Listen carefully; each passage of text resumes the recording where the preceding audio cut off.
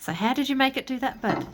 So what we did to make the egg bouncy is we put it in vinegar. It would take 1 to 3 days. Each bite, our egg only took 1 day. A bite. Actually, it won't be and you put it in vinegar, and yeah, it just becomes bouncy. Why does it bounce? Because there's no eggshell. When you crack an egg, or your mum cracks an egg,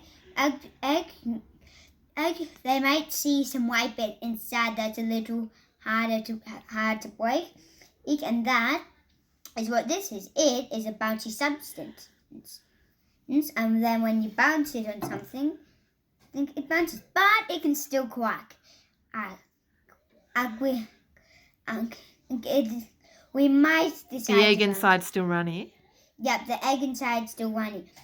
As long as it hasn't cracked, like as long as you don't throw it from too high a distance. And let's see. Normally, that egg would either crack or break completely, but this one doesn't even have a scratch. It just had a scratch from when I was trying to see if it was ready yet. And you have to be a little careful with it. If you throw it from here, it will break. But if you throw it from about here, it won't break. Just bounce? Yep, it'll just bounce. Wow, that's awesome.